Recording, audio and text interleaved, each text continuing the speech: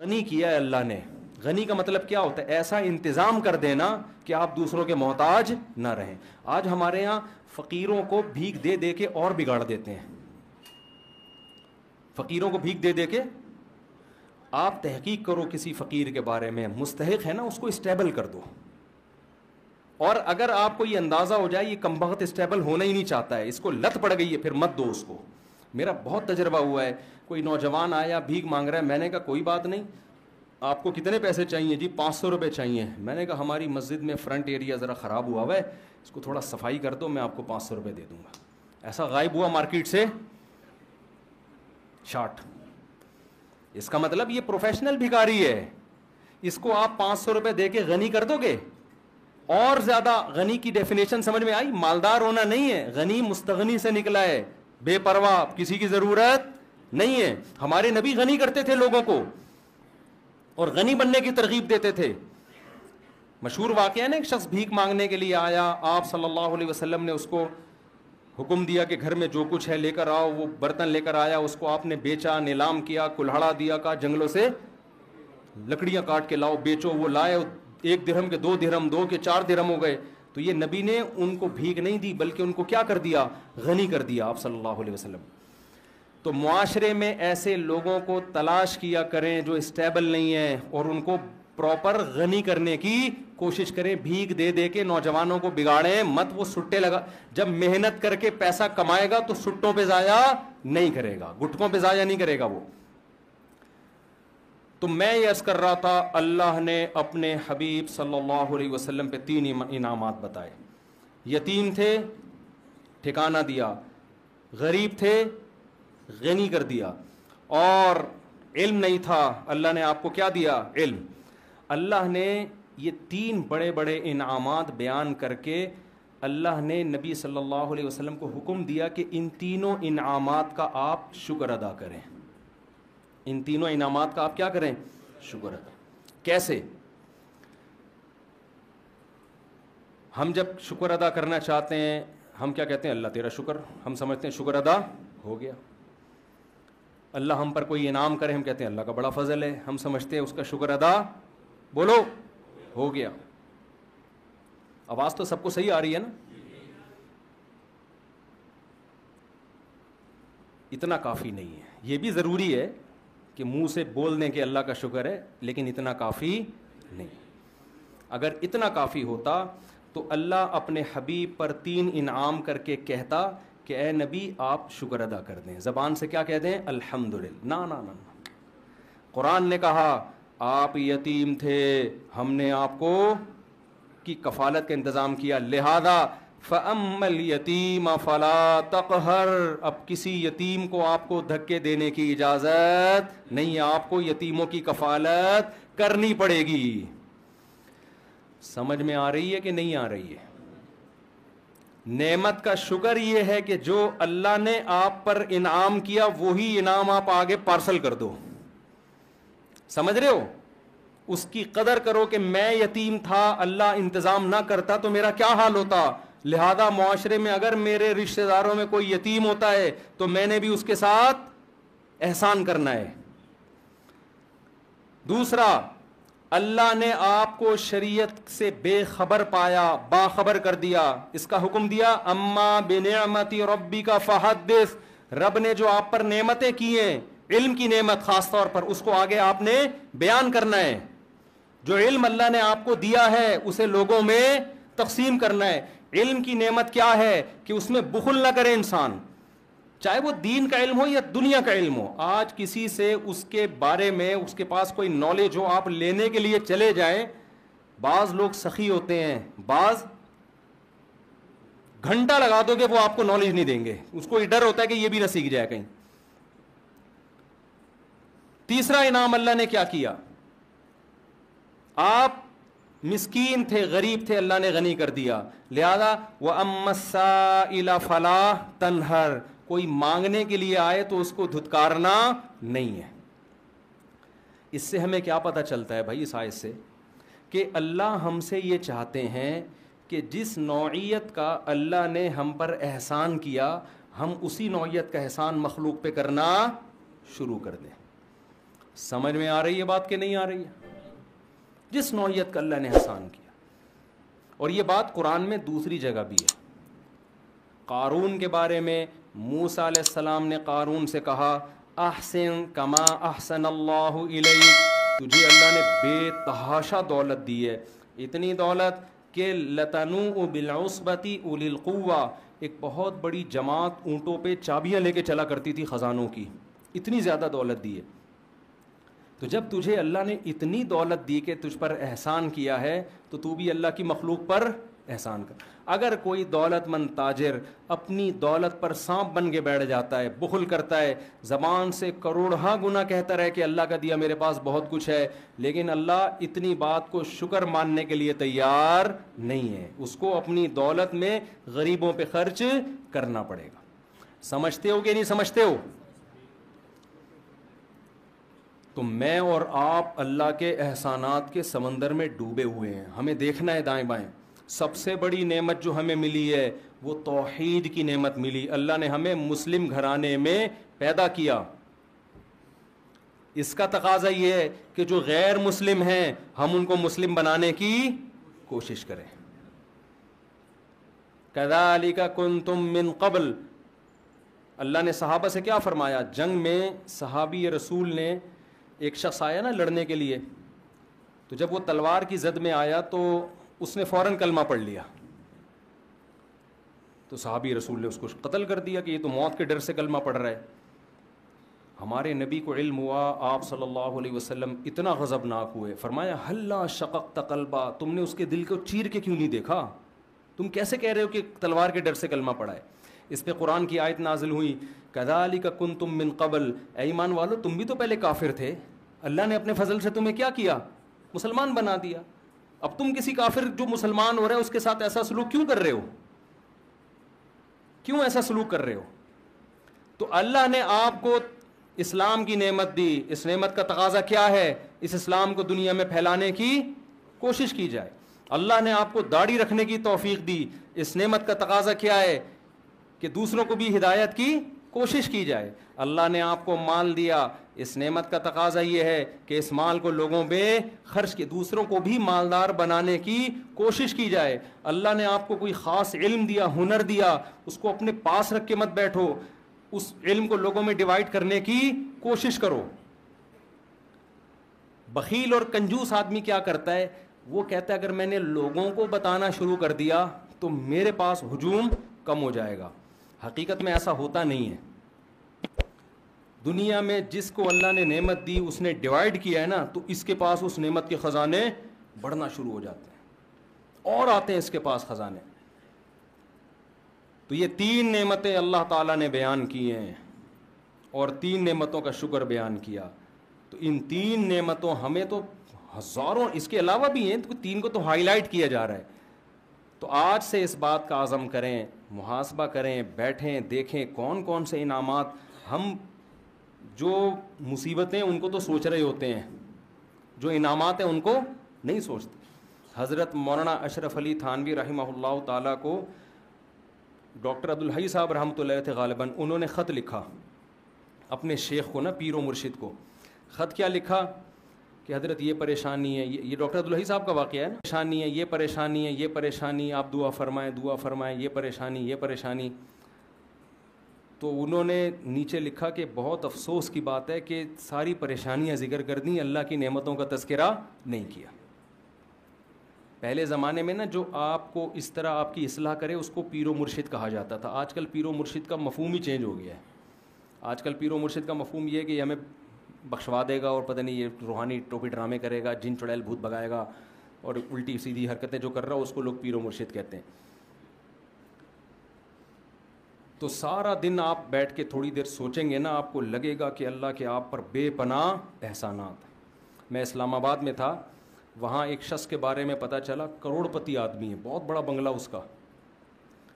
ہمارے ایک دوست کی اس سے سلام دعا تھی، اس کی بینائی چلی گئی اور اس نے بہت کوشش کی، وہ بینائی واپس نہیں آئی. ایک دن وہ کہنے لگا اپنے اس دوست سے نا کہ ایک ٹھیلے والا بھٹے نہیں بیچ رہے ہوتے، جو بھٹا بیچ رہے ہوتے، تو اپنے دوست سے کہنے لگا، اس دوست نے مجھے بتایا کہ یار اگر یہ بھٹے والا میری ساری دولت بھی، اسلام آباد کا بنگلہ، میرا بزنس لے لے، یہ بھٹے کی ریڑھی مجھے دے دے اور آنکھیں دے دے، تو میں اس پہ تیار ہوں. اتنی بڑی نعمتیں ہیں جو اللہ نے مجھے اور آپ کو عطا کی ہوئی ہیں، اتنی بڑی بڑی نعمتیں. ہم پریشان کیوں ہوتے ہیں؟ ایک دن ایک صاحب میرے پاس آئے اور اپنی پریشانیاں گنوانے لگے نا، یہ پریشانی، یہ پریشانی، یہ پریشانی، یہ پریشانی، یہ ٹینشن، یہ ٹینشن، یہ ٹینشن. میں نے اس کو کہا، میں نے کہا یار جو ٹینشنیں آپ بیان کر رہے ہو نا، جس سے آپ موٹیویشن لینے کے لیے آئے ہو، اس کے پاس یہ والی ٹینشن اس سے ڈبل ہے. سمجھ آ رہی بات؟ اس کے پاس یہ والی ٹینشنیں کیا ہیں؟ اس سے ڈبل ہیں. تو میں آپ کی ٹینشنیں کیسے ختم کر دوں؟ میں نے کہا آپ کے ساتھ مسئلہ ٹینشنوں کا نہیں ہے، آپ کے ساتھ مسئلہ یہ ہے کہ آپ نے اس دنیا کو مسافر خانہ نہیں سمجھا. جو نعمتیں ہیں وہ دیکھ نہیں رہے، جو چیزیں نہیں ہیں ان کو ٹینشن سمجھ رہے ہو. اور دنیا میں کوئی آدمی ایسا ہے کہ اس کی ساری خواہشات پوری ہو جائیں؟ بولو نا، دنیا میں کوئی ہو نہیں سکتا. وجہ کیا ہے؟ ام للانسان ما تمنا. قرآن کہتے کیا انسان یہ سمجھتے جو تمنا کرے گا مل جائے گا؟ یہ تو ممکن نہیں ہے. یہاں ہم نے یہ دیکھنا کیا کیا ملا ہوا ہے، یہ نہیں دیکھنا کیا کیا نہیں ملا ہوا. لوگ یہ دیکھ رہے ہوتے ہیں، وہ ڈیفینس میں رہتا ہے، میں ناظم آباد میں رہتا ہوں. وہ بھائی تو یہ دیکھ، تو ناظم آباد میں رہ رہا ہے، وہ گندے نالے کے پل پہ رہ رہا ہے وہ بندہ فلاں. اور جو گندے نالے پہ رہتا ہے وہ دیکھے یار گندے نالے پہ گھر تو ملا ہوا ہے، اگلا تو فٹ پاتھ پہ سو رہا ہے. جو فٹ پاتھ پہ سو رہا ہے وہ کہے کہ یار میں سو تو رہا ہوں نا. بہت سے لوگ 1000 گز کے بنگلوں میں گدے پہ نیند نہیں آ رہی، وہ کہہ رہے ہیں فٹ پاتھ کی نیند اچھی ہے اس گدے سے جس پہ نیند نہیں آئے کم وقت کو. تو جب تک آپ اس دنیا کو مسافر خانہ نہیں سمجھتے اور آپ یہ نہیں سمجھتے کہ یہ میری، دیکھو رسول اللہ صلی اللہ علیہ وسلم نے فرمایا جس کو 2 ٹائم پیٹ بھر کے کھانا مل گیا اور سر چھپانے کی جگہ مل گئی، جسم کسی بڑی بیماری سے محفوظ ہو گیا، اللہ نے ساری دنیا کی دولت سمیٹ کے اس کو دے دی ہے. اب حدیث کا مفہوم کیا ہے؟ مطلب یہ نبی کے الفاظ نہیں، میں مفہوم سمجھا رہا ہوں. اب اگر یہ کہتا ہے نا میری ٹینشن، یہ اس کی اپنی بنائی ہوئی ٹینشن ہے، یہ اللہ کی طرف سے نہیں ہے.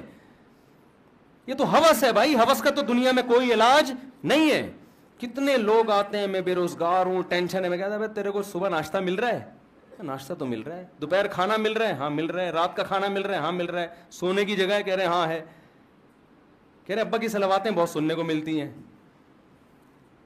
بس یہ ٹینشن ہے. تو میں نے کہا 2-4 ٹینشنیں تو ہونی چاہیے نا زندگی میں. یہ والی ٹینشن بھی ختم ہو جائے پھر تو اور جنت میں چلا گیا نا. تو ایک ٹینشن برداشت کر لے. فری پھوکٹ کا تجھے پراٹھے مل رہے ہیں صبح کے، فری پھوکٹ کا تجھے ابا کے خرچے پہ کیا مل رہا ہے؟ بھلے صلواتیں سن کے مل رہے. بھیکاری کو آپ 2 روٹی 2 گالیاں دے کے وہ کہے گا 2 اور دے دے، 4 گالیاں اور لگا دے ساتھ میں. کیونکہ بھیکاری کو اندازہ ہے کہ 2 پراٹھوں کی کیا، میرے منہ سے روٹی نکلتی نہیں ہے، لفظ نکلتا ہے پراٹھا ہی نکلتا ہے، پتہ نہیں کیوں.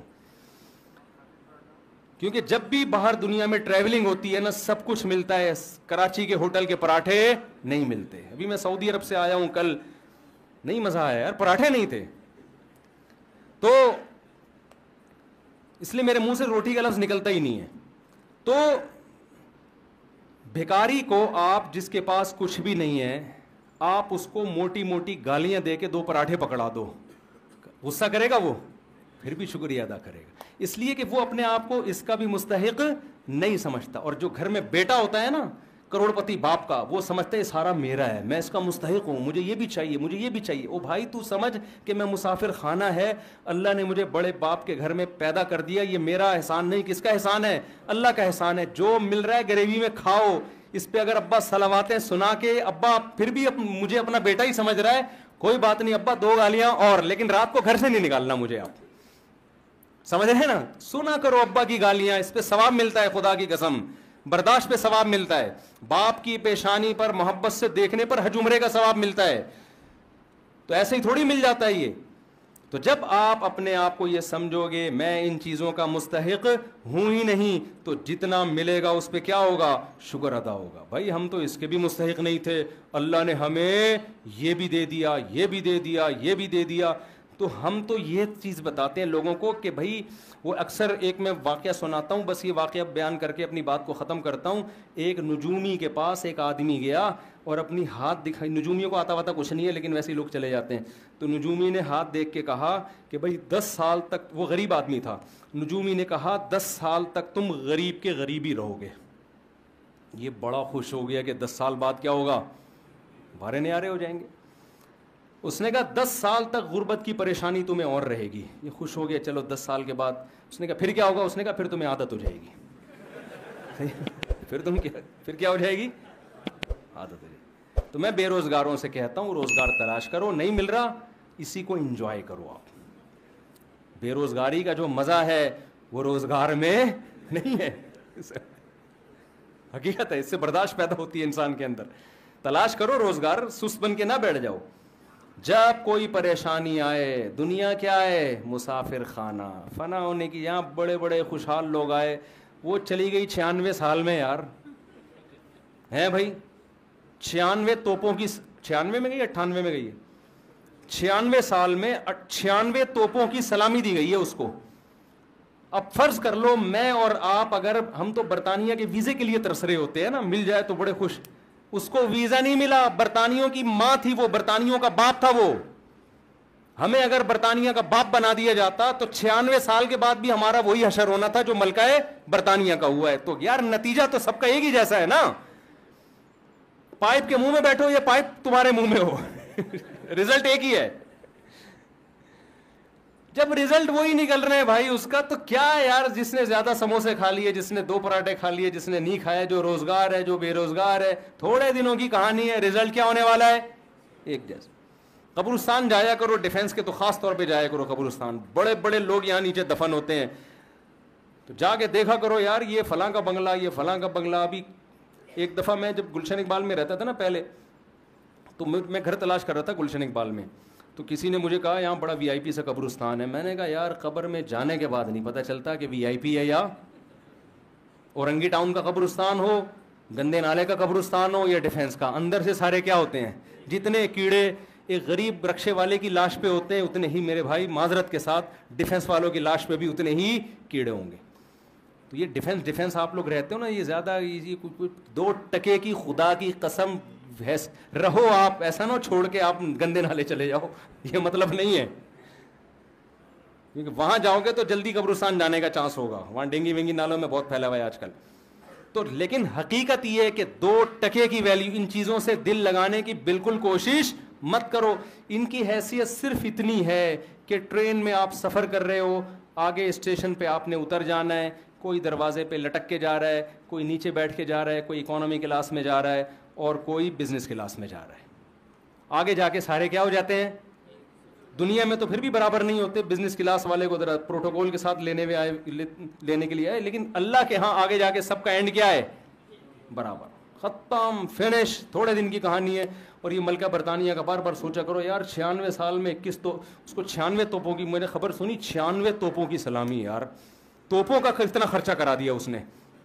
اللہ یہ بھی پوچھے گا یہ تیرے باپ کے پیسوں سے جو یہ توپیں جو ہے نا تیرے اوپر خرچ ہو رہی ہیں, یہ تو قوم کا پیسہ ہے. اللہ پوچھے, اللہ تو ایک ایک چیز کا حساب لے گا کہ 96 تو 1 مہینہ تک تو رہی ہے. کتنے دن جنازہ دفنایا گیا, کتنے دن بعد ہے پتہ نہیں, 18 دن تک اتنے پھول, اتنے پروٹوکول, اتنے یہ سارا خرچہ ہوا ہے. یہ قبر میں نکلے گا خرچہ. اللہ پوچھے گا انسانوں, ہم وصیت کرتے ہیں ہمیں ایسا پروٹوکول, اول تو ہم کو اتنی بڑی چیز نہیں ہے, اگر بن بھی گئے نہیں بھائی ہمیں نہیں چاہیے. ہمیں حضرت ابو بکر نے کیا وصیت کی تھی, نیا کفن بھی مت دینا. حضرت ابو بکر کی ویلیو تو بہت بڑی تھی نا, لاکھوں مربع میل کے حکمران تھے. عمر پہ حکومت کی ابو بکر نے, جن کے ماتحت عمر اور ابو ہریرہ اور ابن مسعود جیسے لوگوں, کتنا بڑا حکمران ہوگا. وصیت کر رہے میں جب مر جاؤں تو مجھے پرانے کپڑوں میں دفنانا, نیا کفن مجھے مت دینا. نئے کپڑے زندہ لوگوں کے لیے ہیں, جانے والوں کے لیے نئے کپڑے نہیں ہوتے. وہ سمجھتے تھے بھائی یہ مسافر خانہ ہے. تو غیر مسلموں کی چیزوں سے متاثر مت ہو, خدا کا واسطہ. ملکہ برطانیہ سے ہمیں کوئی وہ نہیں ہے, کوئی چڑ نہیں ہے, کوئی میرا کلپ بنا دے ملکہ برطانیہ کے خلاف, وہ تو سب کے ساتھ ایسا ہی ہوتا ہے, وہاں جی پروٹوکول ملتا ہے. لیکن میں تو آپ کو اسلام اور غیر اسلام کا فرق بتا رہا ہوں. ملکہ برطانیہ اور اسلام کا فرق نہیں بتا رہا آپ کو, ہماری ملکہ اور ان کی ملکہ کا فرق نہیں. ہمارے ہاں تو ملکائیں جاتی ہیں تو وہ دفنانے کے لیے چیز, ہماری ملکہ تو بے نظیر بھٹو تھی نا. ہمارے یہاں تو ملکہ جاتے ہیں الگ اسٹائل سے ہیں. کوئی بم دھماکے میں جا رہا ہے, اس کو کیا پروٹوکول, ضیاء لگ گیا, وہ بوٹی بیچارے کی وہ شہادت کے بعد کچھ 2-4 چیزیں ملی ہیں.